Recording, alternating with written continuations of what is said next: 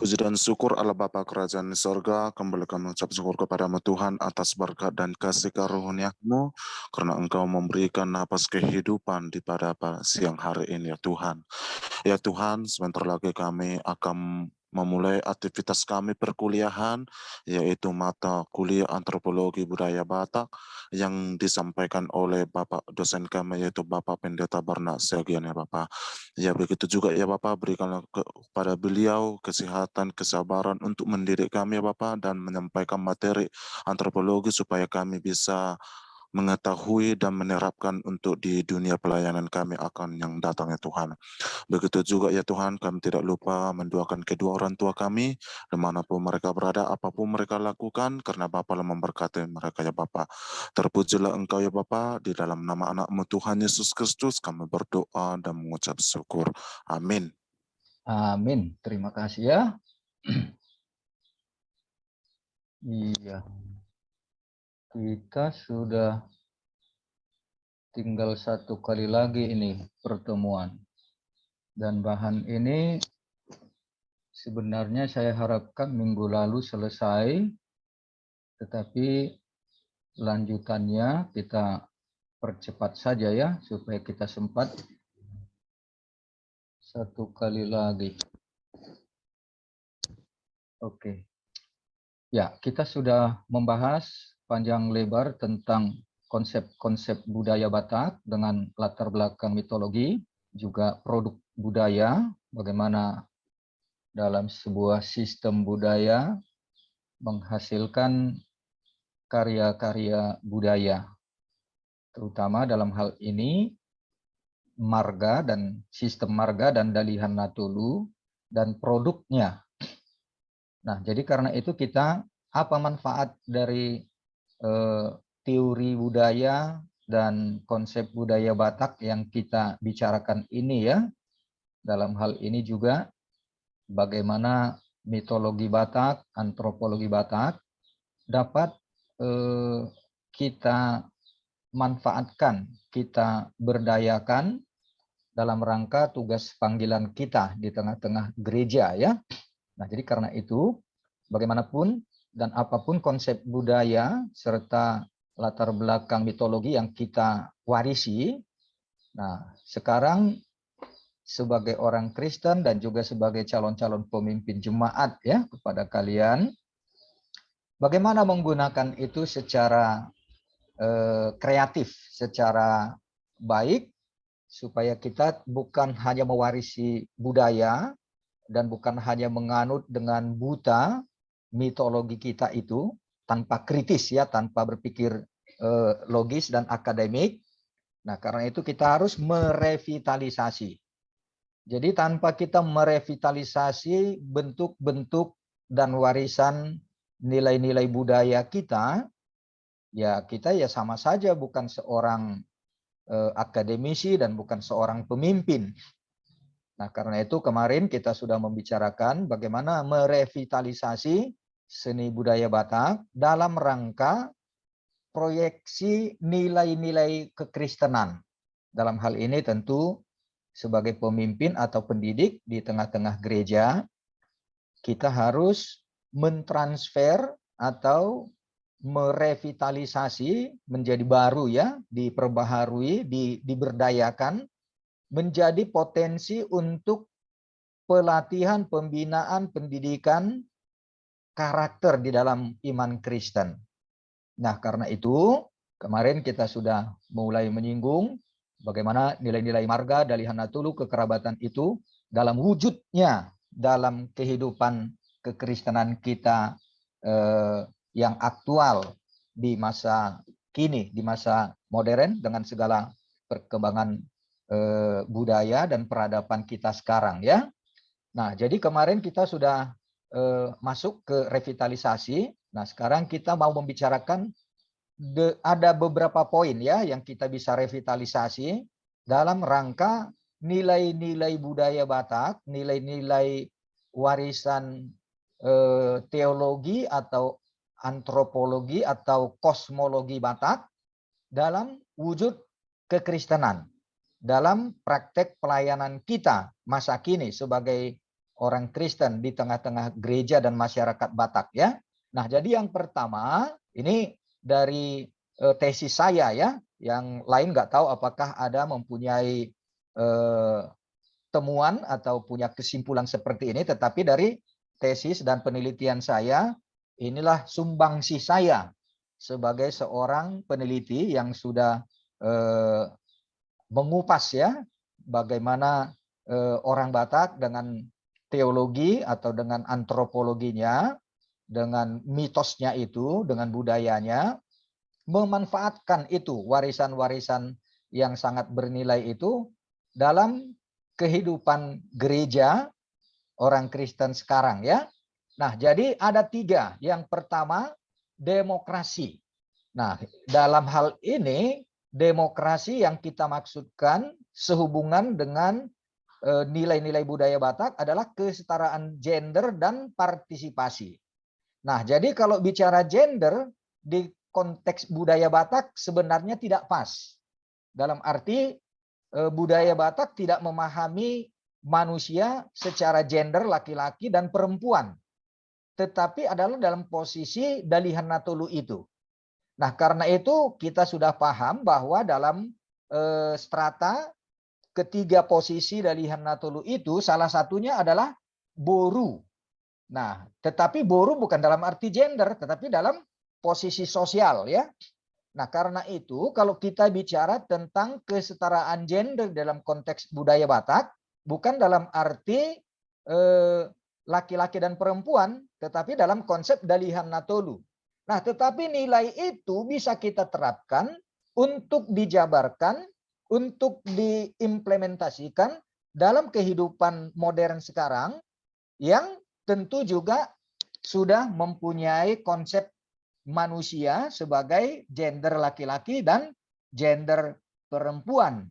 Ataupun ya maaflah ya, kalau sekarang ini atau dari dulu juga sebenarnya sudah ada ya gender yang bukan laki-laki, bukan perempuan, atau bisa keduanya. Maaf kalau saya bicara ini karena kita juga sudah masuk kepada konteks gender yang karena lahir dia mungkin alat kelaminnya bisa 2 atau bisa tidak jelas ya. Nah, jadi kalau dari ilmu kedokteran, dari biologis ya itu apa namanya ya, deviasi atau penyimpangan, tetapi bukan kehendak manusia, tetapi karena dia kodratnya sudah seperti itu. Nah, tetapi dalam kenyataannya, nah ini juga jangan jadi apa namanya ya over. Nah, seperti yang sekarang ini kan jadi semacam ada gerakan karena atas nama hak asasi manusia, jadi membela-bela praktek-praktek yang dikatakan sebagai homoseksual atau lesbianisme ya, yang kita sebut LGBT ya. Nah, jadi kita tidak seperti itu. Kita bukan mau cenderung kepada melegalkan hal-hal seperti itu, apalagi di dalam kekristenan. Nah, ini harus betul-betul kita pahami karena itu bahaya kalau kita sebagai orang Kristen, apalagi dalam konsep pelayanan gereja kita, iman Kristen ya, jangan sampai jatuh kita kepada persoalan gender yang membebaskan orang dengan perilakunya. Nah, jadi ini bukan seperti itu kita maksud. Nah, jadi jangan jadi jatuh ke situ, tetapi kita juga menghargai kalaupun ada dalam kodrat seseorang dia lahirnya ya dengan alat kelaminnya yang punya apalah ya deviasi yang tidak normal gitu, bukan laki-laki 100%, bukan perempuan 100%. Nah, tetapi dalam konsep demokrasi Batak itu kita bisa menempatkan orang pada penghargaan atau martabat manusia tanpa harus merendahkan dia. Nah, jadi dalam hal ini nilai demokrasi ini yang kita terapkan dalam konsep kekristenan, bagaimana nilai Dalihan Natolu itu dalam konsep budaya Batak tadi itu, kita juga menerapkan demokrasi yang menyetarakan gender.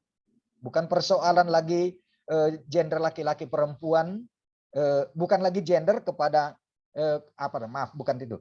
Bukan lagi dalam arti konsep Dalihan Natolu Boru. Kalau Boru dalam dalam konsep Batak itu kan bukan jenis kelamin. Tetapi Boru adalah yang mengambil istrinya yang punya marga dari hula-hulanya gitu ya.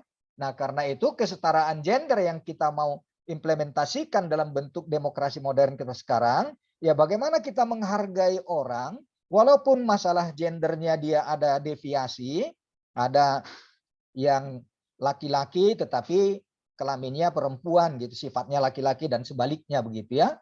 Nah, jadi dengan demokrasi yang kita anut di dalam Dalihan Natolu itu, kita menghargai martabat setiap orang, betapapun dia itu jenis kelaminnya ada perbedaan. Ya, perbedaan dalam arti normal, laki-laki perempuan. Demikian juga kalau ada dalam deviasi persoalan-persoalan kodratnya ya. Nah, karena itu bagaimana Dalihan Natolu ini mengajarkan kita dan kita merevitalisasi menjadi kita menghargai gender setiap manusia apapun jenis kelaminnya. Jadi kita tidak membuat pembedaan atau merendahkan derajat seseorang karena persoalan gender. Nah, ini yang pertama. Nah, dalam hal itu juga demokrasi bagaimana setiap orang berpartisipasi. Nah, jadi dari Dalihan Natolu kita menghargai posisi, ketiga posisi tadi ya, hula-hula kah, dongat tubuh kah, atau buruh kah. Nah, itu partisipasi. Jadi semua orang berpartisipasi. Demikian juga dalam kehidupan demokrasi yang kita aplikasikan dalam kehidupan konteks kekinian kita sebagai gereja, sebagai orang Kristen, itu bisa diterapkan menjadi sebuah demokrasi yang kontekstual, yang aktual dengan kehidupan kekristenan kita. Ya, itu yang pertama ya. Nanti kalian bisa baca untuk lebih apanya ya, lebih realisasi dalam prinsip atau nilai kemandirian. Nah, jadi kemandirian ini di dalam konteks budaya Batak, nah orang Batak itu individunya itu sangat mandiri. Mandiri dalam arti ya dia tetap mempunyai identitas jati diri dan tidak akan pernah ada direndahkan dan tidak akan merendahkan. Nah, jadi martabat pribadi orang Batak itu karena pola demokrasi Dalihan Natolu itu dalam konteks budaya Batak tidak ada orang yang lebih tinggi, tidak ada orang yang lebih rendah. Karena itu Dalihan Natolu adalah tiga posisi yang sama tinggi sama rendah dan itu harus bersama ya ketiganya itu. Tanpa itu ya itu bukan orang Batak.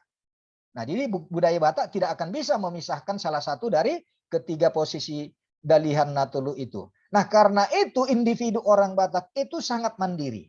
Nah, karena itu juga kita bisa lihat, kita juga bisa rasakan, kita refleksikan ya bagaimana kita tidak akan bisa melihat orang direndahkan dan kita juga jangan direndahkan. Nah, karena itu kan ada seperti pemeo orang Batak mengatakan ya met pesihapor alai apa dibilang? Lanjutkan. Kemarin sudah saya singgung ini. Halo, kalian dengarnya? Dengar, Pak. Met pesihapor alai. Bah. Sudah pernah ini minggu lalu saya singgung. Simajujungna. Di jujung do simajujungna. Nah, jadi seperti itu. Kemandirian orang Batak itu dia nggak boleh direndahkan. Dan dia tidak akan merendahkan. Dari posisi manapun dia. Nah, termasuk juga dalam status sosial. Dalam status sosial orang Batak tidak bisa manusia dihargai karena status dia pejabat, karena dia orang kaya, tidak ada itu. Karena dia tetap dalam posisi marga dan Dalihan Natolu itu ya. Nah, jadi inilah kemandirian dalam konsep budaya Batak.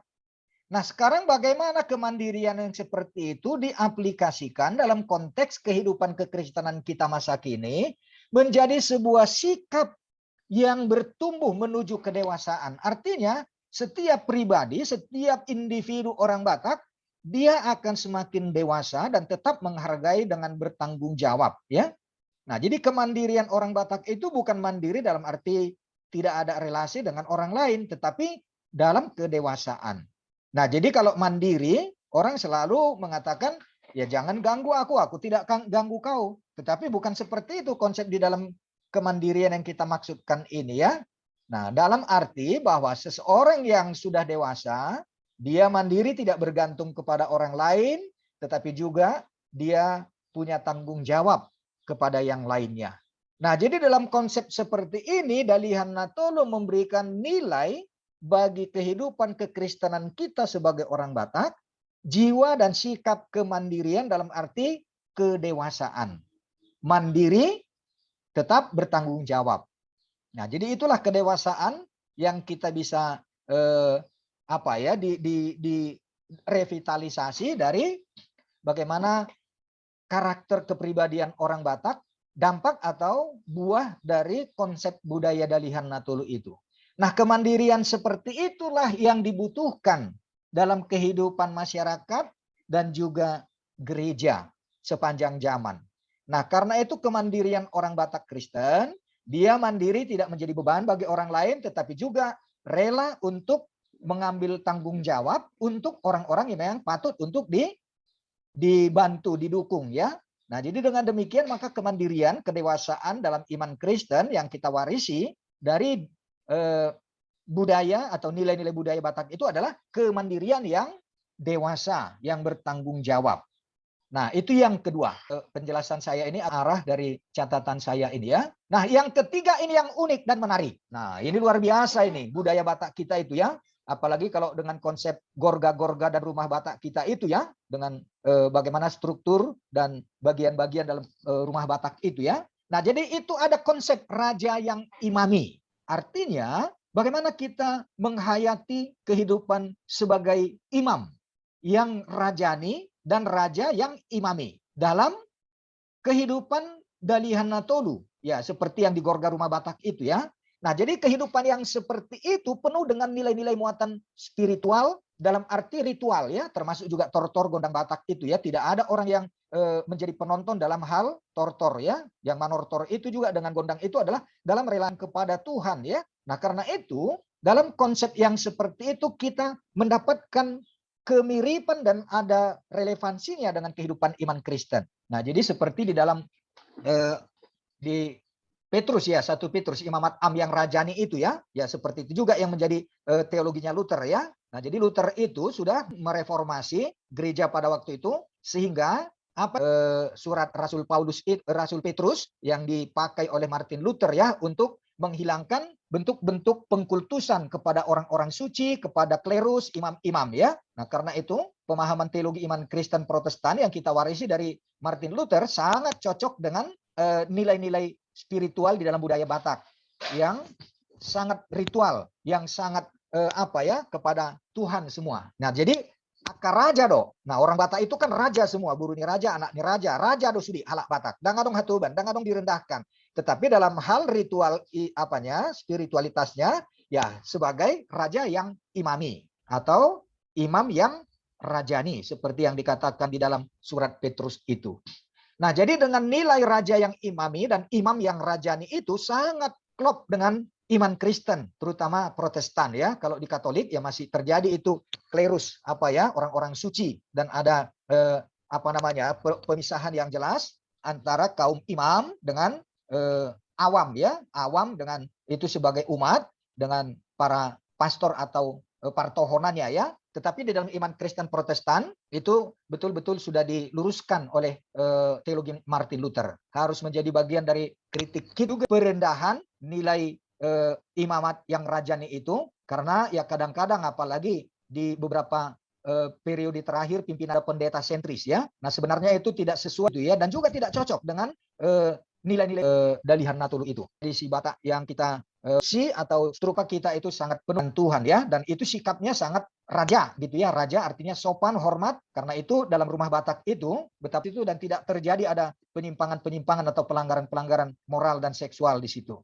Nah, itulah karena sangat ritual ya, semua itu adalah dalam rangka peribadahan kepada Tuhan. Begitu juga kalau margodang ya, tortor. Kemarin kita sudah melihat bagaimana posisi pargoci kalau manorto di halaman gitu ya, di pekarangan rumah. Pargocinya itu kan di tempat atas rumah itu ya. Nah, jadi itu semua adalah bentuk dari ritual dalam arti imamat yang rajani tadi itu. Oke, jadi aktualisasi. Oke, sampai didiskusikan. Saya tutup dulu share screen-nya. Nah, jadi bagaimana merevitalisasi nilai-nilai budaya, teologi, dan mitologi Batak yang kita warisi dari nenek moyang kita yang bermuara kepada nilai Dalihan Natolu itu dalam bentuk-bentuk kekristenan modern dan konteks kita pada masa kini. Nah, jadi itu ada 3 poin ya yang kita bisa revitalisasi. Ya, silakan kita diskusikan. Siapa yang mau memberikan tanggapan atau komentar atau pertanyaan?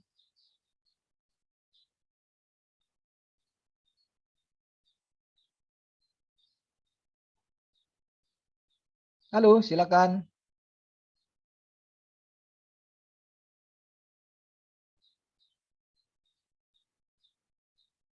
Saya Pak, Yuk, silakan Yosia. begini Pak, tadi sudah sedikit Bapak singgung teringat pejabat-pejabat yang tadi Pak, yang datang ke acara peradaan Batak seperti itu Pak. Jadi Pak, Ya. beberapa pesta yang sudah saya lihat dan sering terjadi nih Pak sebenarnya nih. Kalau dia pejabat, lebih sedikit dihargai dia Pak di acara adat itu. Tapi di kalangan masyarakat lain, padahal sama-sama Batak, sama-sama semarga gitu Pak, kayak kurang harganya gitu Pak. Dan inilah Pak yang belum bisa hilang sepertinya Pak sampai saat ini. Karena hampir di mana-mana yang udah saya lihat sendiri Pak, yang pesta-pesta masih kayak gitu Pak. Terima kasih. Iya, nah disitulah kita jadi terjadi kemerosotan. Nah, jadi kalau sebagai orang Batak, di mana posisi Dalihan Natulunya itu tidak mempersoalkan apakah dia pejabat atau kere sebagai tukang becak contohnya ya, tidak ada di apa dia direndahkan atau ditinggikan karena status sosialnya. Nah, itu bukan sistem di dalam Dalihan Natulu dan kita tidak boleh membuat seseorang karena jabatan atau hartanya ataupun karena dia bukan orang yang berjabatan atau berduit ya. Nah, jadi saya pikir hal-hal seperti ini yang harus kita dipulihkan ya. Nah, tetapi ya memang semua orang kan harus dihormati bukan karena dia pejabat. Jangan pula nanti karena dia bukan pejabat nggak dihormati gitu. Padahal dia adalah hula-hula. Nah, jadi dengan demikian maka kita juga tidak terbias, kita tidak menjadi terpapar dengan cara-cara merendahkan orang lain atau meninggikan orang lain karena status sosialnya. Nah, jadi saya pikir dengan mengetahui nilai-nilai kekerabatan Dalihan Natulu ini, kita akan kembali untuk melestarikan dan memulihkan penghargaan, penghormatan kepada setiap orang dalam posisi Dalihan Natulu itu. Begitu saya pikir, Yosia. Iya Pak, seperti ini Pak, dia padahal dia kan Pak perburu kan Pak biasanya agak repot juga kan biasanya kan. Ya marhubas. Iya.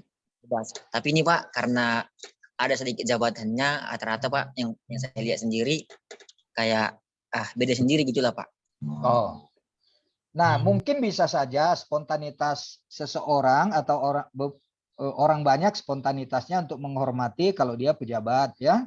Ya contohnya sebagai pendeta atau sebagai praeses atau epurus kalau dia buruh ya mungkin spontanitas orang menghormati dia, tetapi ya dia juga harus bisa menghargai hula-hulanya di dalam sebuah ritual adat. Ya, mungkin dia tidak harus turun ke dapur ya, tetapi kan dia juga harus menunjukkan sikapnya sebagai buruh yang tetap dia menghormati hula-hulanya. Nah, itu tergantung juga kepada oknum yang bersangkutan supaya jangan jadi dia membuat dirinya menjadi lebih tinggi karena jabatan dan merendahkan orang karena bukan seorang pejabat begitu.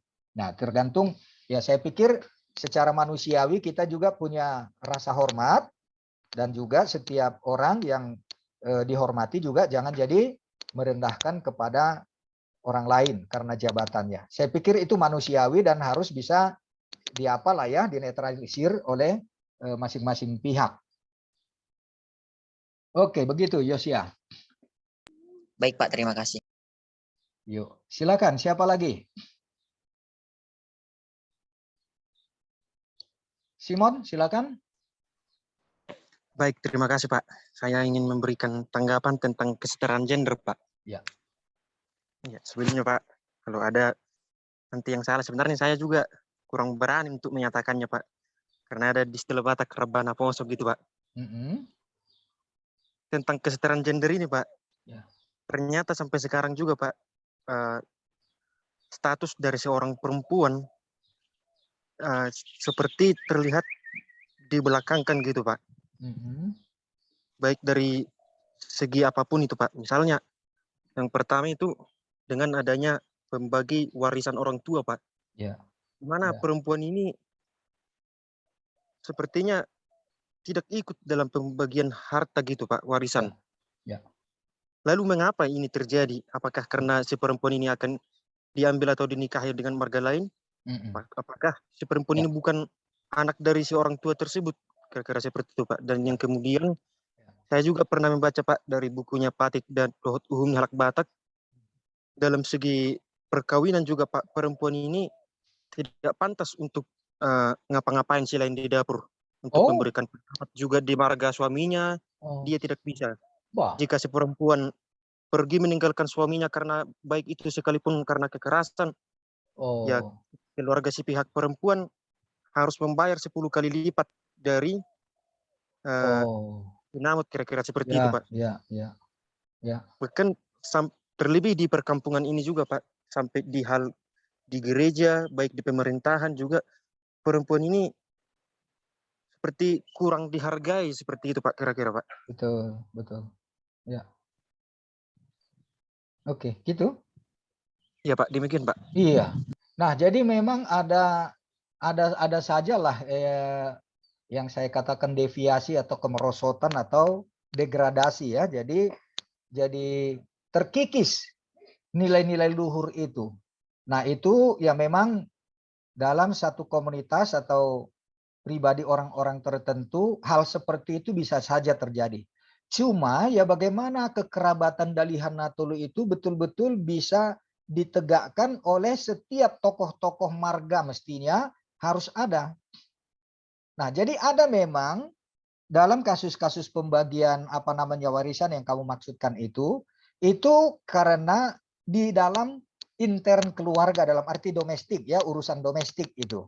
Tetapi kalau sudah menikah, nah biasanya itu kan sudah mengikut kepada marga suami. Nah, tetapi kalau tidak menikah, ya itu memang persoalan domestik. Nah, itu mestinya ada kearifan keluarga bati, orang tua, ibu, ayah, dan anak-anaknya, ya bisa mendapatkan nasihat atau minta nasihat, atau memang jangan menutup pintunya kepada nasihat hula-hulanya, tulangnya ya, tulang dari anak-anak ini contohnya ya. Nah, jadi disitulah ada batasan-batasan memang secara keluarga bati, istri, suami, dan anak-anaknya itu keluarga bati ya. Tetapi ya bukan mencampuri pihak tulang atau hula-hula dari yang keluarga bati ini, kan bisa didengar dan harus didengar itu. Jadi tidak boleh ditutup untuk mendapatkan nasihat atau ya mungkin memberikan apalah ya, ingatan aba-aba, supaya bukan intervensi hula-hulanya, tetapi harus dihargai nasihat dari hula-hula. Nah, sebenarnya itulah yang harus dipegang. Karena itu juga dari pihak hula-hula ya juga dia harus bisa memberikan nasihat yang netral, yang objektif ya. Nah, supaya dia memang sebagai hula-hula yang disebut marsahala itu. Tapi kalau sudah mardikan hula-hula atau tidak mau mencampuri atau tidak mau memberikan nasihat, itu juga dia sudah salah, dia tidak melaksanakan posisinya sebagai hula-hula. Nah, tetapi kalau terjadi seperti yang kamu katakan, ada KDRT dalam keluarga sampai ada perceraian, ya itu ya harusnya dihindarkan jauh-jauh hari dengan ya orang-orang tua dan pihak hula-hula dari kedua belah pihak, laki-laki dan perempuan, ya harus diajaklah untuk memberikan nasihat, dan harus didengar. Dan itu sebenarnya gunanya posisi adat budaya kita itu supaya jangan saling mengabaikan atau melecehkan. Nah, kalau ya biasa saja ya dalam keluarga itu kan pasti ada masalah ya. Tetapi ketika ada pihak hula-hulanya atau pihak orang-orang tua lah ya, tokoh-tokoh dalam marga itu, ya harus didengarkan. Nah, tetapi ketika orang tua juga tidak peduli atau pihak keluarga ini juga sudah tidak menghargai lagi nasihat dari orang-orang tua atau hula-hulanya, ya itulah menjadi ya rusaklah semua sendi-sendi kekerabatan itu. Nah, jadi sebenarnya dengan nilai-nilai Dalihan Natulu itu kalau dihargai dengan baik, dilaksanakan dengan baik, itu akan mengurangi, sangat mengurangi ya, menghindarkan terjadinya hal-hal yang tidak baik, apalagi sampai kepada perceraian ya. Nah, jadi harusnya dalam posisi-posisi Dalihan Natulu dan juga tua-tua, disitulah kekuatan perekat mereka untuk memberikan nasihat, untuk menghindarkan hal-hal yang tidak baik itu. Nah, tetapi ya memang ada konsep budaya yang kurang baik dan itu yang tidak boleh kita warisi ya. Kalau dulu sebelum ada anaknya keturunan dalam arti laki-laki, dia bisa kawin lagi begitu. Ya kalau kita sekarang kan nggak bisa setelah Kristen. Nah, jadi itu makanya saling mengikat sebenarnya, saling apa ya, menjaga kekristenan kita dengan budaya adat kita itu, Batak kita itu. Nah, jadi hal-hal seperti inilah sehingga iman Kristen dengan budaya Batak itu sangat cocok, klop ya. Nah, karena itu memang harus dihargai kedua potensi ini ya, adat dan budaya dan iman Kristen itu harus menjadi satu apa ya, menjadi satu jalinan. Nah, karena itu akan sangat menolong untuk terjadinya hal-hal yang tidak diingini bisa dihindarkan. Oke, begitu. Si misioner, silakan. Nah, terima kasih Pak. Ini mengenai Pak tentang Dalihan Natulu juga Pak. Cuman di bagian tentang yang marsi buatan kayak gitu kan Pak. Ya. Jadi dalam hukum adat Batak itu katanya yang marsi yang menikah sesama marga atau apalah. Berburu tulang. Kerabat dekat. Iya. Jadi Pak itu katanya diusir Pak dari maksudnya? Diusir dari huta itu katanya gitu kan Pak. Istilahnya jadi bermukim ke tempat yang lain gitu Pak. Enggak kadang juga katanya inilah keluarganya sebenarnya dikeluarkan dari marganya gitu juga katanya kan Pak. Cuman saya tidak tahu kalau di kita orang Kristen HKBP gitu Pak. Itu hukumnya bagaimana itu Pak yang marsi buatan, padahal sementara ada juga katanya hukum yang saling mengasihi kayak gitu Pak. Sementara di sejarah kita manusia pun katanya Adam dan si Hawa itu anak-anaknya juga gitu, kayak gitu juga Pak untuk mengapai keturunan. Jadi bagaimana itu Pak? Maksudmu yang satu marga? Ya, satu marga atau kerabat dekat gitulah Pak. Ya pokoknya yang satu marga kan nggak boleh. Harus iya, berburu tulang anak Namburu. Iya, tapi ini Pak ada juga yang kayak gitu Pak sekarang, mengingat zaman sekarang ini Pak semakin modern, marsi buatan gitu Pak.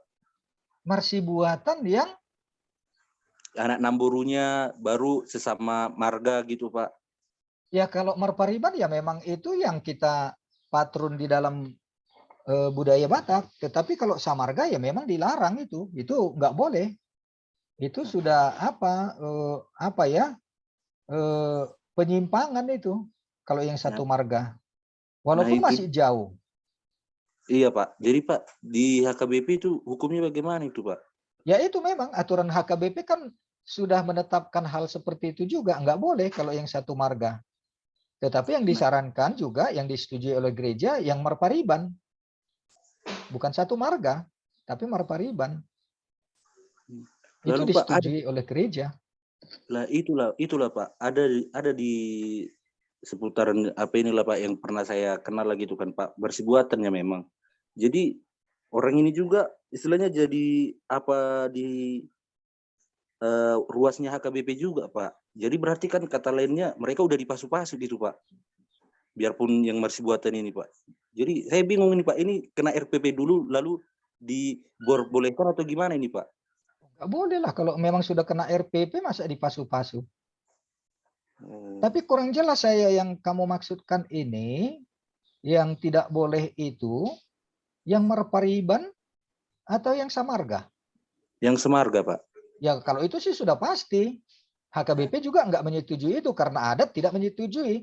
Nah artinya gereja menghargai nilai-nilai budaya adat karena itu jadi sungsang nanti partuturon. Jadi repot untuk berhubungan di dalam komunitas marga itu, jadi manggil apa begitu. Karena kita kan dengan struktur Dalihan Natolu itu ya tidak mungkin kalau yang samarga itu menikah, laki-laki perempuan. Nah jadi struktur marganya nanti bagaimana? Kan jadi kacau. Iya Pak. Nah itu dikeluarkan dari adat. Cuman itulah Pak, kenyataan yang sekarang ini Pak, masih ada yang terjadi kayak gitu Pak. Jadi saya pun itu juga yang buat saya bingung itu Pak. Kan berkeluarga orang ini, jadinya berkeluarga tapi bermukim lagi di situ. Itu sebenarnya kayak gimana gitu? Memang diperbolehkan ya sebenarnya atau gimana Pak? Jadi itu yang saya bingung. Oh, bisa jadi ya. Nah, jadi ada juga memang apa namanya ya, kelonggaran yang diberikan oleh gereja kalau memang bukan dalam kerabat dekat dia yang satu marga. Nah, jadi karena itu juga di dalam budaya Batak ada cara yang apa namanya ya, fleksibelnya, sehingga dibuka marga yang baru. Tapi jangan pakai marga yang sama gitu. Nah, contohnya ada yang saya tahu marga Simanjuntak, sama-sama Buru Simanjuntak, tetapi jadi dibuka lagi marga baru menurut nenek moyangnya yang ini. Ada juga yang Tambunan ya, Tambunan itu kan banyak cabang-cabangnya. Nah, jadi sama-sama Buru Tambunan, sama-sama marga Tambunan dan Buru Tambunan ya. Tetapi karena memang sudah jauh nenek moyangnya ya, mungkin sudah ada 7 atau 8 generasi. Nah, dibukalah marga yang baru lagi. Nah, jadi gereja memang tidak melarang, tetapi ya jangan dipakai satu marga itu, supaya jangan menjadi batu sandungan di tengah-tengah kehidupan sosial. Karena itu akan mengganggu juga dalam partuturun nanti. Nah, jadi itu kebijaksanaan marga juga ada seperti itu ya. Nah, yang paling parah itu ya marga Parna itu ya sampai sekarang. Padahal itu lihatlah di Samosir itu ya, satu keturunan semua itu ya marga Parna semua ya, bagaimana mereka begitu kuat bertahan. Nah, jadi kalau seperti itu ya gereja, tapi ya mungkin tidak di gereja di pusatnya marga Parna itu ya, tetapi ya begitulah caranya gereja untuk membijaki, jangan sampai terjadi terlalu ketat, terlalu kaku adat itu, sehingga tidak ada lagi jalan keluar. Nah, mestinya bisa. Saya pikir ada juga fleksibilitas pihak gereja ya untuk menerima hal-hal seperti itu. Nah, tetapi di HKBP ya memang karena masih semua orang Batak, katakanlah seperti itu ya. Jadi memang agak janggal juga nanti dia kalau tetap di HKBP. Tetapi ya sebenarnya secara aturan gereja tidak terlalu kaku. Tetapi ya karena kondisi di HKBP masih seperti itu ya, dia nggak tahan mungkin menjadi buah bibir terus disorotin. Ya akhirnya dia dipindah gereja. Ada saya tahu begitu. Ya memang itulah. Ada yang terlalu kaku. Ya seperti yang saya katakan marga Parna itu ya terlalu kaku itu. Ya tetapi ya apa boleh buatlah begitulah, nggak bisa juga HKBP memaksakan marga kelompok marga itu toh. Nah mestinya kalau sudah lebih maju, lebih modern, ya ada fleksibilitas lah. Karena HKBP juga tidak akan terlalu kaku, tidak terlalu keras untuk hal-hal yang sudah sepatutnya bisa diakomodir ya. Nah, tetapi kalau dalam satu keluarga dekat, ya misalnya masih opungnya satu marga nggak boleh ya, atau masih 3-4 generasi ya janganlah, itu kan masih dikatakan saudara kandung ya. Jangan satu marga yang begitu. Oke, mungkin pengalaman-pengalaman di lapangan akan kalian hadapi juga seperti itu. Tetapi ya harus ada kebijakan apa juga dari orang-orang tua-tua adat ya. Kalau sudah di atas 5 generasi ya barangkali sudah bisa lah ya. Karena bukan langsung keluarga ininya. Oke, ada lagi?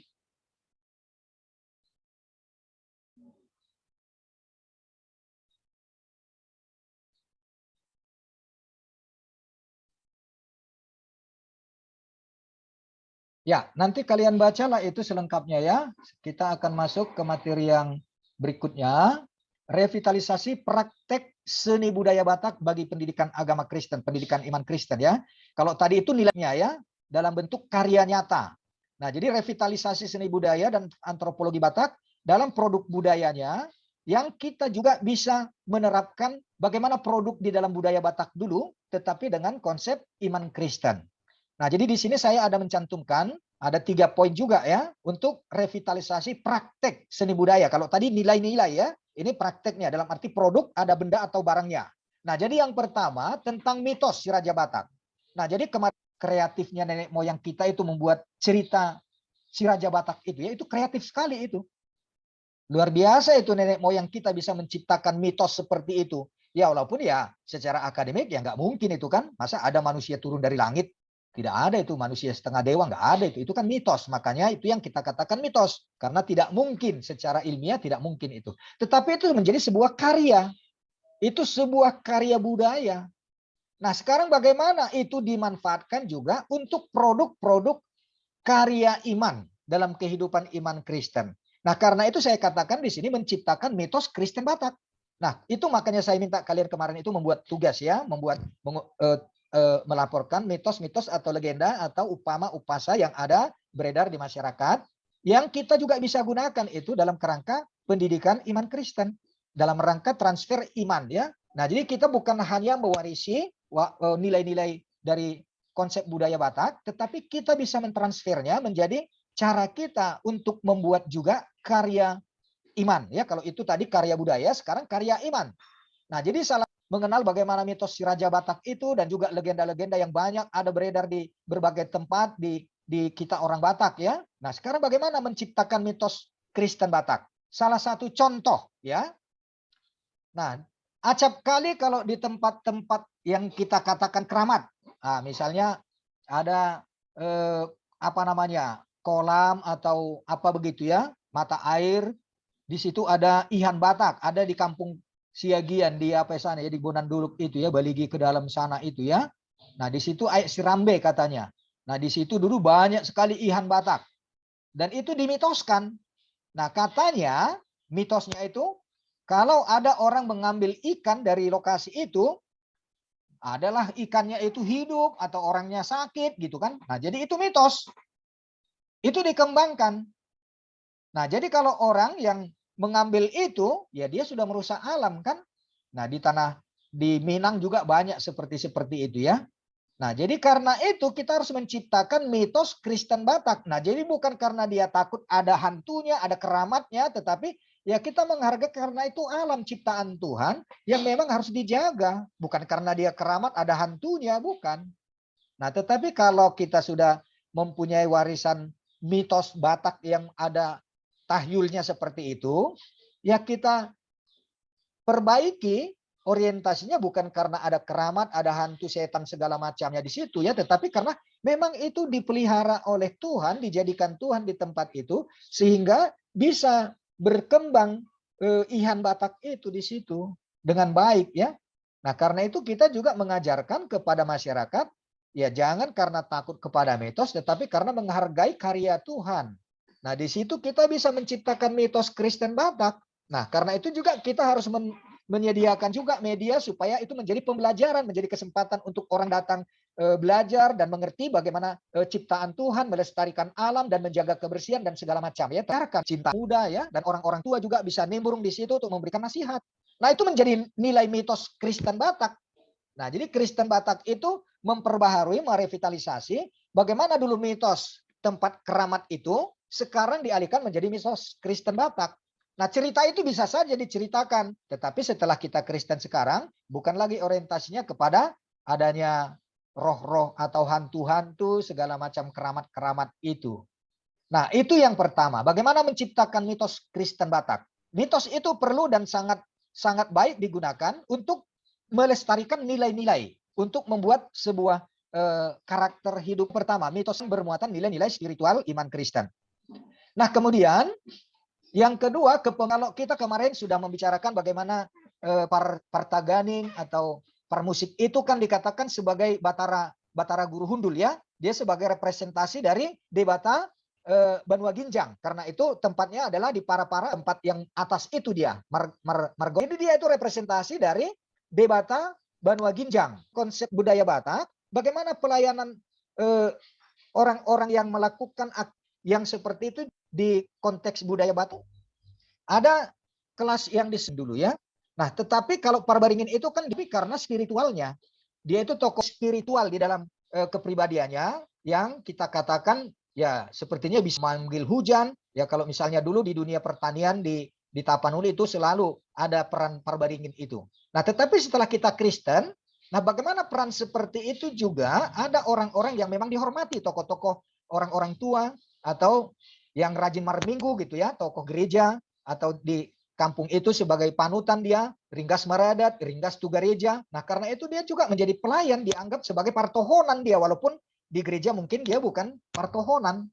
Tetapi di masyarakat dia dianggap sebagai tokoh masyarakat, sebagai pemimpin pelayan yang dihormati dan diberikan juga kehormatan.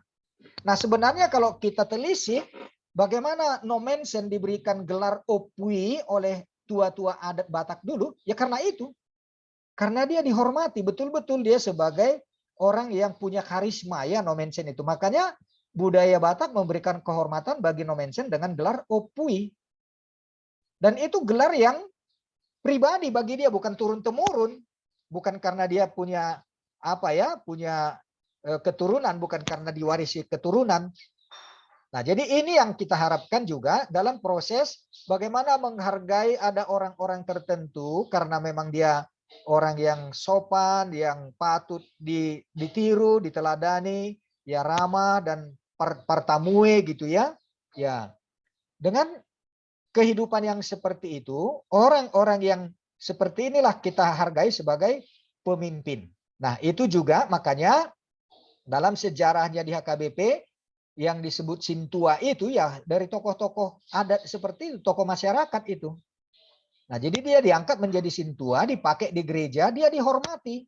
Dan karya pelayanan juga dia ya dihargai, dia ya dihormati. Nah, setelah di abad-abad modern sekarang ini ya menjadi dikukuhkan menjadi partohonan. Nah, tadi sebelumnya ya bukan partohonan itu Sintua, tetapi dia diangkat, dihormati, diberikan posisi di gereja sehingga orang-orang juga dengan tekun dan dengan segala sopan santun bisa hidup di tengah-tengah gereja sebagai jemaat sekaligus juga di masyarakat secara umum. Nah, jadi kepemimpinan pelayan seperti itulah yang kita dapat ditransfer dari bagaimana orang Batak menghormati tua-tua, orang tua, apalagi bapaknya ya yang disebut sebagai imam dalam keluarga. Nah, kita ingat juga bagaimana adanya di tengah-tengah rumah Batak itu ya ada raga-raga yang di atasnya itu kan.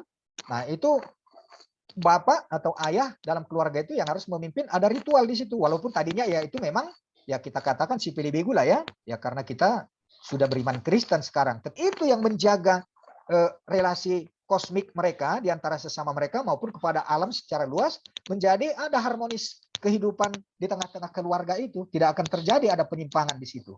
Nah, jadi pola dan nilai yang seperti itu bagaimana melestarikan itu juga di tengah-tengah kehidupan budaya Batak. Nah, tetapi yang jelas itu tadi contoh yang saya buat ya. Kalau Nomensen dulu diberikan gelar opui ya karena orang Batak menghormati dia, bukan karena jabatannya, tetapi karena memang dia patut dihormati. Dan itu bukan turun-temurun. Nah, begitu juga yang Sintua dulu ya, yang sekarang menjadi tohonan, para tohonan. Ya dulu itu orang-orang tua yang memang diteladani, dihormati oleh masyarakat dan dia diberikan posisi terhormat di gereja. Tokoh seperti itulah yang kita bisa lestarikan juga dan mungkin di tengah-tengah jemaat kita. Ya, mungkin bisa saja dia bukan satu gereja atau bukan orang Kristen bisa saja ya, tetapi kalau dia juga dihormati di tengah-tengah masyarakat, ya gereja juga harus memberikan penghormatan kepada dia. Nah, saya pikir kalau seperti itu kita menghargai pemimpin rohani gitu ya, bukan karena tohonannya ya, apalagi kalau dikasih tohonan, nah itu sudah bentuk penghargaan yang konkret ya. Nah, ini yang kita harapkan bagaimana melestarikan tokoh-tokoh terhormat di dalam konteks budaya, dia juga diberi tempat di dalam konteks kekristenan. Nah, saya pikir itu aman, yang baik, ada sopan santun yang dihormati sebagai orang-orang yang tokoh-tokoh itu. Tetapi bukan menjadi karena status sosialnya ya atau karena kekayaannya, bukan karena jabatan. Nah, kemudian yang ketiga, alat peraga. Nah, ini luar biasa yang kemarin kita sudah bicarakan, bagaimana rumah Batak itu menjadi alat peraga untuk pendidikan iman dan juga moral ya. Nah, jadi gorga-gorga itu semua punya nilai, punya tujuan, punya makna.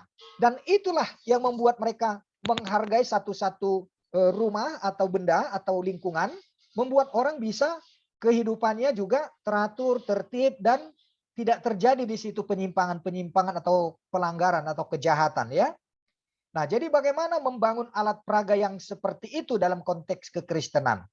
Ya, saya pikir kalau kita sungguh-sungguh bisa memanfaatkan seperti apa namanya gorga-gorga kita itu ya, kemudian kita jelaskan apa maknanya, itu bisa dilestarikan dalam bentuk miniatur misalnya, ya kita buat miniatur rumah Batak ya, dan orang juga sudah mengerti apa makna-makna dari gorga-gorga itu dan bagaimana konstruksi rumah Batak itu dalam bentuk miniatur itu bisa menjadi pajangan atau menjadi alat peraga, atau mungkin pernak-pernik dari gorga itu dibuat menjadi misalnya mainan kunci untuk apa ya, untuk menjadi kalung atau aksesori macam-macam lah, untuk tusuk sanggul gitu kan. Nah, kalau kita kreatif itu juga menjadi alat pendidikan sekaligus juga bisa mengembangkan ekonomi dan kreativitas ya. Nah, saya sebenarnya sangat antusias kalau misalnya hal-hal seperti itu kita kelola dengan baik, apalagi di kesempatan Tapanuli sekarang ini sudah menjadi prioritas primer ya untuk wisata internasional Danau Toba ini ya. Nah, kebetulan saya dulu mengelola Salib Kasih ya, waktu saya di kantor pusat dulu tahun 2002 ya. Wah, luar biasa itu, dan saya sudah menjangkau ke situ untuk bagaimana masyarakat itu dengan keterampilan membuat apa namanya ulos atau tenun atau kreativitas apalah ya, sablon segala macam, ya kita berdayakan itu. Nah, itu bisa mendatangkan devisa, kemakmuran bagi masyarakat, tetapi juga wisata, juga ada nilai-nilai pesan-pesan rohani menjadi alat-alat peraga yang bermakna itu, menjadi alat pendidikan iman dan budaya juga. Nah, jadi kalau kita kreatif, saya pikir sangat luar biasa potensi budaya Batak kita itu dikembangkan dengan memberikan makna-makna religius. Nah, jadi saya sangat berharap sebenarnya jika kalian yang sekarang ini sudah menjadi sarjana pendidikan Kristen nanti ya, ya kalian harus punya apa ya, inspirasi seperti itu yang bisa dikembangkan itu sekaligus untuk mendidik iman jemaat, sekaligus pendidikan apa namanya budaya, tetapi juga menjadi media pembelajaran, juga pemberdayaan ekonomi masyarakat. Nah, luar biasa itu. Luar biasa itu.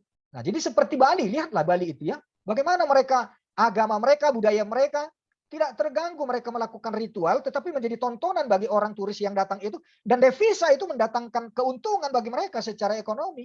Nah, ini yang kita harus kelola sebenarnya.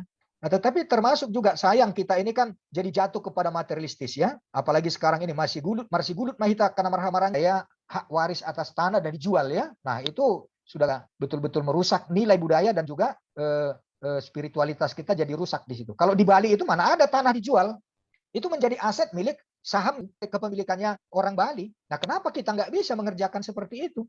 Nah, jadi hal-hal seperti ini yang saya harapkan kalian juga kreatif mengelola bagaimana nilai-nilai budaya, warisan-warisan kultur kita itu dilestarikan sekaligus juga direvitalisasi yang mendatangkan kemakmuran, kedamaian, yang membuat juga ada apa ya, wisata turis.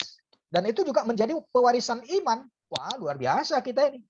Nah, jadi saya haraplah dengan materi pelajaran kita ini ada keberanian kalian, tetapi kalau sudah mengerti ini ya, konsep-konsep yang saya katakan ini, kerjakanlah itu menjadi sebuah kreativitasmu. Jangan hanya kamu cukup menjadi guru huria nanti di gereja duduk-duduk, hanya goyang-goyang kaki, hari Minggu marjamita, Jumat sermon gitu aja terus ya. Ya, potensi budaya kita ini luar biasa. Dan itu dampaknya juga luar biasa, baik secara iman, budaya, tetapi juga ekonominya bisa dikembangkan.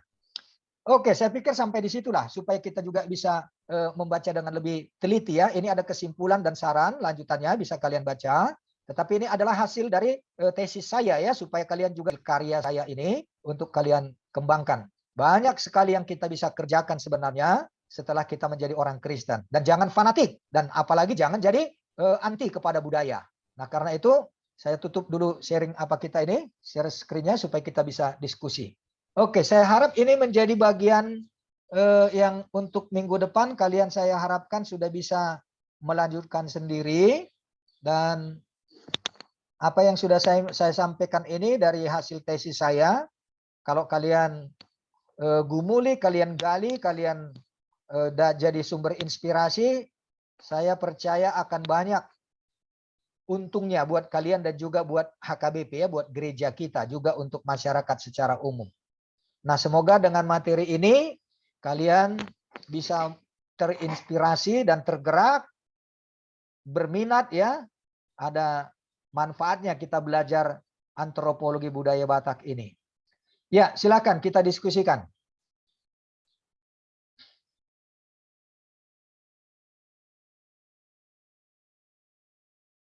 Yuk, silakan. Bagaimana merevitalisasi praktek-praktek budaya kita. Tortor kita itu juga luar biasa itu, luar biasa. Nah, tetapi bagaimana merevitalisasi itu supaya bisa dipakai di dalam ibadah di gereja atau kita buat eksibisi untuk wisata gitu ya. Wah, banyak sekali itu. Jadi bagian-bagian dari kreativitas seniman atau budayawan kita yang bisa dikembangkan tetapi tidak melanggar nilai-nilai iman Kristen ya. Ya, kemarin juga sudah saya pernah singgung contohnya kalau Mangalahat Horbo. Kalian tahu itu apa itu Mangalahat Horbo? Tidak, Halo? Pak. Hah? Tidak, Pak. Tidak, Pak. Nah, itulah makanya udah rugi kalian, nggak tahu lagi kalian apa Mangalahat Horbo ya. Ya saya sendiri sih tadinya nggak tahu juga seperti kalian, tetapi ya setelah saya buat penelitian ini dan pernah juga survei dan ya punya apalah gitu ya kesempatan, wah luar biasa ini Batak kami ini rupanya, saya pikir itu. Nah, jadi kalau Mangalahat Horbo itu ada upacara ritual, tetapi itu ya karena orientasinya tadi kan kepada apa ya, roh-roh atau arwah-arwah yang masih di dalam sebelum Kristen lah ya. Nah, tetapi setelah kita Kristen sekarang bisa saja itu kita buat eksibisi tanpa harus melakukan tindakan-tindakan yang tidak manusiawi. Nah, jadi Mangalahat Horbo itu dulu ya, Horbo itu ditabat, ada tabatan, nah kan? Ya, kalau ritual di agama Batak dulu begitu. Ya di apa nggak tahu apa masih dilakukan juga yang kekejaman seperti itu ya di Huta Tinggi Lagu Buti itu. Saya juga pernah di situ tetapi nggak ingat saya bagaimana mereka membuat Mangalahat Horbo itu. Itu Horbo itu untuk dipelehon, untuk sobaun mereka itu ditulangi, ditombak sampai mati di situ. Mudarna manusia masongone kan berceceran darahnya itu. Dia diikat dia apa di satu tambatan borotan gitu kan. Ya itu kan nggak manusiawi kalau kita sekarang kan. Nah itu karena memang mereka punya orientasi kepada sombaon. Tetapi kita sekarang ya jangan lagi. Tapi itu bisa dibuat menjadi eksibisi, menjadi tontonan. Ya tortornya, gerakannya kita buat, tapi ya jangan ditombak atau jangan tombak asli ya. Supaya jangan terjadi kekejian. Itu bisa menjadi tontonan. Nah kalau dibuat lagi brosurnya dijelaskan, wah orang akan datang, menarik itu wisata-wisata itu akan datang. Nah, jadi hal-hal seperti ini yang saya maksud, bagaimana merevitalisasi itu. Nah, jadi banyak sekali praktek-praktek budaya kita yang kalau dikembangkan luar biasa dampaknya, baik bagi iman, bagi kehidupan budaya kita, terutama juga bagi ekonomi. Luar biasa. Nah, jadi hal-hal seperti ini dulu saya sempat sampaikan ceramah saya waktu Bapak Mangindar Simbolon baru terpilih bupati dulu ya. Ya waktu itu kebetulan saya survei keliling Samosir sampai ke Pusuk Buhit. Saya kunjungi tempat-tempat keramat, ada batu hobun, ada batu-batu tempat jenazah dulu, tempat apalah ya. Itu saya liput dan saya refleksikan. Nah, jadi saya dalam khotbah waktu itu saya minta khotbah di Rianiate, kampungnya Bapak Mangindar Simbolon itu, tertarik dia. Nah, kemudian kami diskusi lagi. Waktu dia dilantik, bupati pertama di sana diundang saya. Nah, jadi hal seperti ini yang harusnya kita gereja kreatif ya. Nah, jadi saya berharap sekali karena kalian akan menjadi sarjana ya, bukan lagi non gelar kalian. Jangan lagi sama pola pikirnya, mindsetnya seperti abang-abang kalian yang SGH dulu ya. Kalian sarjana. Nah, jadi karena itu pola berpikir itu juga harus akademik, harus apa ya, harus logis gitu. Kalian akan menjadi sarjana ya. Nah, jadi kreatif lah. Jadi jangan hanya kalian harapkan nanti selesai dari STGH ini dapat ijazah, majalah tohonan, udah duduk ongkang-ongkang, goyang kaki, bisa tenang-tenang di meja di gereja, di konsistori atau di kantor gereja gitu ya, menunggu-nunggu amplop atau menunggu sermon atau marjamita hari Minggu, itu saja kerjamu ya. Kasihanlah. Itu bukan seorang sarjana kalau seperti itu pola hidupnya. Nah, jadi saya berharap banyak kalian ini akan bisa kreatif dan dari pelajaran kita ini ya, ini menjadi masukan yang sangat berharga kalau kalian bisa terinspirasi dan mau mengelolanya dengan baik ya. Untuk jemaat kita juga akan mendatangkan kemakmuran itu. Nah, jadi bagaimana misalnya ada di kampung tempat kita melayani itu, di gereja jemaat kita itu ada pertonun-tonun, ada peternak, ya kembangkan itu. Buat lakukan aktivitas-aktivitas yang bisa mendatangkan berkat, tapi juga menjadi pendidikan iman, sekaligus menjadi pewarisan budaya. Ya kita harus kreatif, kembangkan. Bagaimana untuk menjalin kerjasama dengan instansi, dengan lembaga-lembaga adat, lembaga-lembaga budaya gitu ya. Ya kita ciptakanlah karya. Supaya di situ, di mana kita melayani, disitulah kreativitas dan juga mendatangkan berkat dan pendidikan berlangsung di situ. Nah, jadi itu seorang pemimpin dalam konteks kemajuan pendidikan kita sekarang ya. Kalian sekarang ini, kalian sudah menjadi sarjana pendidikan. Jadi jangan lagi mentalnya seperti yang non gelar itu, kalian abang-abang kalian yang guru huria yang dulu ya. Akhirnya sakit hati, tersinggung karena tertindas oleh pendeta resortnya. Dia jadi sekolah pendeta dan setelah pendeta ya sama saja penindas juga kan. Jangan seperti itu lagi lah. Nah, jadi saya harap kalau kalian sudah nanti menjadi sarjana pendidikan, mendapatkan ijazah ya dari S3 ini, manjalo tohonan, ya kalau bisa kalian studi lanjutlah lagi supaya jangan direndahkan oleh pendeta kalian. Dan jangan jadi pendeta lagi kalian. Saya sakit hati kalau kalian nanti sudah menjadi guru huria mau jadi pendeta lagi. Waduh, itu merusak nilai-nilai spiritualitas dan juga pendidikan yang kalian anut kalau begitu. Oke, saya bukan marah ya, tetapi hanya untuk memberikan inspirasi kepada kalian. Asa dingot tamu doh haduan. Mulu ngagabi guru huria hamu, unang begabi padita. Cukuplah yang lalu-lalu itu seperti itu. Kalau kalian jangan lagi. Tapi kompetensimu tingkatkan. Kreativitasmu kembangkan ya. Pelayananmu itu menjadi sumber inspirasi. Jangan jadi beban di jemaat. Dan jangan hanya menunggu-nunggu amplop. Kalau mau masuk atau pernikahan ke adat atau apa begitu, pertanian hanya nunggu-nunggu amplop. Ya jangan lagi seperti itulah mentalnya. Kita bukan manusia seperti itu ya. Kita harus terhormat oleh karena tohonan kita. Jangan jadi direndahkan karena kita menunggu-nunggu atau mengharap-harapkan jalang-jalang. Janganlah. Oke, itulah dari saya. Silakan kita pakai waktu ini untuk kita diskusi.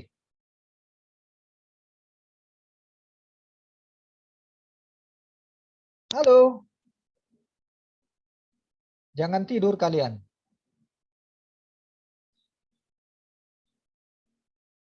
Kalian dengarnya? Berbusa-busa mulut saya ngomong, nggak kalian dengar ya?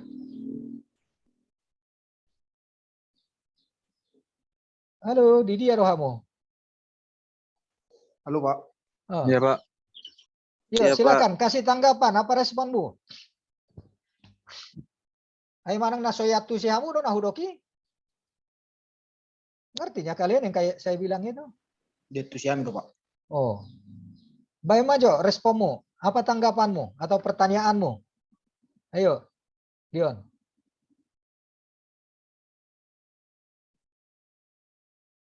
Bagaimana responmu?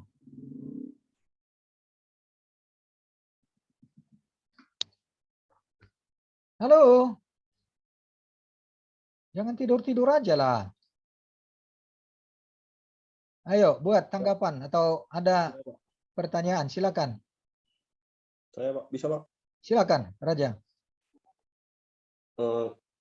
Ini dibilang agak menyimpang dari materi, tidak juga sih Pak, tapi saya ingin memberi tanggapan Pak seputar ya orang Batak lah di sekitar desa saya inilah bisa dibilang. terkait dengan merevitalisasi budaya Batak. Saya rasa kalau di kampung saya ini Pak, agak sulit untuk sadani roha kami. Istilahnya Ya. lebih, walaupun kami minoritas, tapi kami di kampung ini tidaklah solid seperti itu. Istilahnya berkelompok-kelompok. Itu terbukti ketika istilahnya lah, saya kasih contoh misalnya di pemakaman Kristen lah di sini. Jalan menuju ke pemakaman Islam itu cantik sekali, Pak. Namun kalau ke pemakaman Kristen jelek sekali jalannya. Ya. Memang mereka kalau orang Islam ini dibilang kalau udah ada satu gerakan, enggak aja katanya, enggak. Tapi kalau misalnya orang Batak ini saya rasa sulit, Pak. Jadi itulah salah satu penghambat kalau di kampung saya ini, Pak. Seperti itu, Pak. Tidak ada rasa bersatunya. Ya. Sadari rohanya tidak ada, Pak. Seperti itu, Pak. Kamu di daerah mana? Apa, Pak? Di mana tempatmu tinggal? Oh, di Tanjung Morawa, Pak. Tanjung Morawa. Iya, Pak. Dengan konteks masyarakat lingkungan yang kamu maksud ini bagaimana? Apa orang-orang Batak juga tetapi Islam gitu, yang bukan Kristen? Yang Kristen juga, Pak. Batak, tapi dia agama Kristen, seperti itu, Pak. Oh. Jadi yang masalah dengan yang kamu katakan itu masalahnya di mana? Sulit seperti itu, Pak. Istilahnya kalau mengajak mereka untuk apa namanya? Sesama orang Kristen Batak. Batak, Pak. Sama orang Itu. Kristen juga, Pak. Iya. Nah, inilah artinya memang ya selama ini sudah tidak dirawat. Kekerabatan Dalihan Natulu itu sudah tidak dirawat selama ini. Ya itu akan terjadi dan itu banyak di kalangan kita Batak ini. Akhirnya jadi individualis. Nah, tetapi kalau kalian mengerti apa yang saya sampaikan ini, itu tidak seperti yang dimaksudkan oleh nilai kekerabatan Dalihan Natolu. Nah, jadi inilah yang saya harapkan untuk kalian kembali ya, untuk disegarkan atau dipulihkan lah gitu supaya kembalilah dihayati nilai-nilai kekerabatan Dalihan Natolu itu. Ya, tetapi ya jangan jadi kita dominan karena kita kan nanti akan menjadi pemimpin jemaat ya. Unang gabi hita tong Raja Parhata Benon, itu sudah mengambil alih posisi tua-tua adat nanti. Tetapi dengan peran kita mengerti, kita buat pendekatan, kita datangi tokoh-tokoh supaya bisa menghargai kembali nilai-nilai kekerabatan Dalihan Natulu itu. Nah, jadi ini memang yang saya harapkan sasaran untuk kalian terapkan nanti. Nah, jadi kalau kamu sudah melihat itu ada kekeroposan atau kemerosotan dalam nilai-nilai kekerabatan Dalihan Natulu sesama orang Batak Kristen lagi ya. Nah, itu kan sudah menunjukkan selama ini sudah nggak dibina, nggak dirawat. Nah, karena itu ya kalau untuk posisimu sekarang ya mungkin kamu nggak bisa lah karena kamu kan masih naposo. Tapi nanti ketika kamu sudah dalam posisi sosial sebagai pemimpin jemaat, sebagai pertohonan akan lebih dihargai. Tapi apa yang kamu katakan tadi itu menjadi satu semacam apalah ya, semacam observasimu supaya nanti kamu bisa ketika kamu sudah dalam posisi sosial yang baik dihargai sebagai pemimpin jemaat, kamu bisa mengatasi hal-hal seperti itu. Nah, jadi itu menjadi semacam laboratorium mulai ya, menjadi tempat praktek untuk kamu mengenal dan melihat bagaimana terjadi kekeroposan nilai-nilai kekerabatan Dalihan Natulu di situ. Tapi nanti yang kita harapkan setelah kamu menjadi pertohonan, kamu akan tahu bagaimana caranya untuk mendekati dan melakukan terobosan untuk memulihkan bagaimana melestarikan nilai-nilai Dalihan Natulu tersebut. Oke, seperti itu saya pikir Raja. Oke, Pak, terima kasih, Pak. Akan saya laksanakan lah, Pak, ketika saya akan menjangkau pohonan nanti. Ya, itu bisa menjadi observasimu yang sekarang ini. Itu sangat apa ya, sangat ya semacam laboratorium gratis lah kamu di situ untuk observasi. Tapi nanti setelah kamu pada waktunya ya itulah kita syukur, kita minta kepada Tuhan ya, menunggu waktunya Tuhan nanti akan kasih kesempatan bagi kita. Disitulah kita berperan. Oke, si Raja. Silakan, siapa lagi?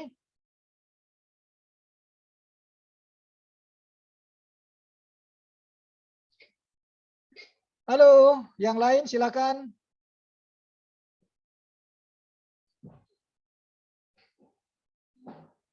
Ada kalian yang tinggal di daerah Samosir atau Balige, Parapat, Muara, yang tempat objek-objek wisata?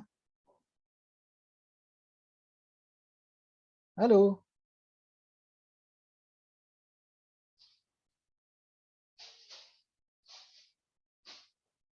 Enggak ada. Udah ngarung berarti. Enggak ada kayaknya, Pak. Itulah.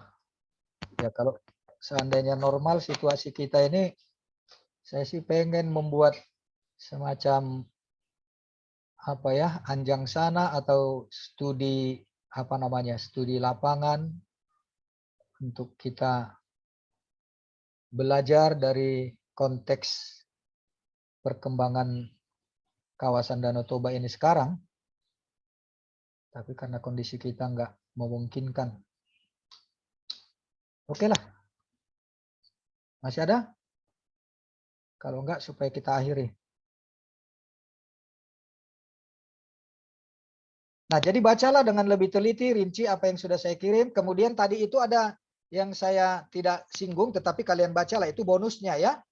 Yang saya buat kesimpulan dan saran saya itu bonus untuk kalian bisa mendapatkan inspirasi. Nah, tetapi itu saran dan kesimpulan di tesis saya itu yang tadinya saya bayangkan seandainya setelah saya selesai S2 tempo hari mendapatkan kesempatan dalam posisi pelayanan di HKBP ini, saya akan terapkan itu. Ada banyak poin di situ. Dan untuk kondisi sekarang ini mungkin masih relevan. Ya, salah satunya tadi saya ada catat di situ, itu tahun 2000 ya, 22 tahun yang lalu saya buat tesis itu.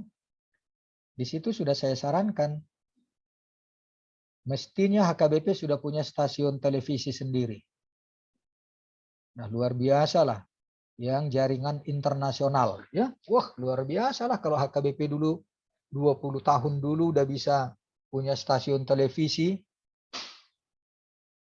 Kita masih punya apa namanya yang di Sigopulon itu apa namanya? Radio Bonapasoget ya, dulu apa namanya ya, radio Gepeng dulu kan? Oh, Pak. Oh. Tapi itu udah lumayan lah daripada nggak ada kan. Tapi kalau saya pikir, wah luar biasa itu potensi HKBP ini untuk memberitakan firman Tuhan, membangun jaringan telekomunikasi ya. Ya kalau kita sekarang kan sudah gampang, kalian sudah bisa punya channel TV sendiri. Saya juga punya channel TV sendiri kok, YouTube saya ya. Nah, jadi saya harap kalian juga kembangkan itu. Lakukanlah kreativitas, terobosan-terobosan. Nah, karena itu nilai-nilai budaya yang kita bicarakan ini, ya harus bisa kreativitas kamu kembangkan itu, manfaatkan. Nah, lapangan banyak sekali yang bisa kita kunjungi, kita survei ya. Ya, jadi saya sangat berharap seandainya materi kita ini juga kamu aplikasikan. Buat aplikasi atau bentuk-bentuk yang bagaimana kamu bisa kembangkan dari materi pelajaran kita ini untuk konteks perkembangan kawasan Danau Toba yang menjadi super prioritas wisata internasional oleh negara kita sekarang ya, oleh pemerintahan Bapak Jokowi ini. Ya, saya sangat berharap kalian juga kreatiflah, manfaatkan kesempatan IT, perkembangan teknologi informatika ini ya. Ya, kalian juga harus punya channel sendiri buat YouTube kalian. Kalian kan generasi milenial. Ya, punya inilah kompetensi milenial itu kembangkan. Nah, jadi kalau kalian mau kembangkan itu luar biasa dampaknya nanti buat pelayananmu. Atau bisa saja kamu tidak harus menjadi pertohonan di gereja dengan ilmu pengetahuan dan konsep-konsep pelayanan yang kita pelajari ini. kamu menjadi seorang aktivis di bidang pelayanan medsos gitu ya. Tapi muatannya harus tetap adalah dalam rangka memberitakan firman Tuhan, menginjili ya. Ya makanya saya nggak tahu apakah kalian menghargai yang saya kirim setiap hari itu. Nah karena itu ya kalian sendirilah. Itu peminatnya udah puluhan bahkan ratusan ribu itu ke seluruh dunia itu udah saling kirim semua itu orang. Ya kalianlah yang menilai, kalianlah menikmati bagaimana. Oke lah. Nah, jadi jangan kalian puas hanya dengan nanti selesai dapat ijazah, manjalotohonan, hanya duduk-duduk menunggu amplop aja ya, janganlah. Bukan itu lagi kita. Kalian anak-anak milenial yang sudah dikasih Tuhan kesempatan begini luar biasa ya. Dengan alat teknologi komunikasi kita ini. Dengan pengetahuan juga dengan gelar kesarjanaanmu ini. Ya luar biasa itu. Tuhan sudah beri untuk kalian modal. Nah, jadi jangan lagi kalian hanya menunggu-nunggu nanti untuk bisa mendapat amplop. Ya janganlah. Ya saya juga sebenarnya mau menyuarakan hal-hal seperti ini terus. Karena banyak sekali justru para pendeta itu jadi ngumpulin uang, ngumpulin harta, mau kaya raya. Wah, kalau mau seperti itu ya jangan jadi partohonan lah. Kalau mikir mau jadi kaya, mau cari uang, jangan jadi partohonan. Tapi lebih dari itu kita akan bisa dapatkan kalau Tuhan mau dan kita mau mengembangkan kreativitas kita ya. Pelayanan kita itu bukan lagi pelayanan seperti yang selama ini. Tuhan sudah memberikan kecerdasan, kemampuan kita untuk mengelola potensi dan teknologi ya dengan baik. Oke lah. Siapa yang menutup dalam doa Pak Ketua? Dion aja, Pak. Pak. Dion aja Siman Khalid. Yuk, silakan Dion. Asa kasih puli proses perkuliah di Botarion, tapi saya darurat kamar tanyang maita. Mau lihat tema ahli Tuhan di asidot tolong roham. Nama ramotihami ganuk mersada-sada di inganan namine. Suang soni piali Tuhan, nunga sipulbe pulau kami proses perkuliahan nami sadarion. Sian bapak dosen nami, pendeta Bernat siagian ahli Tuhan.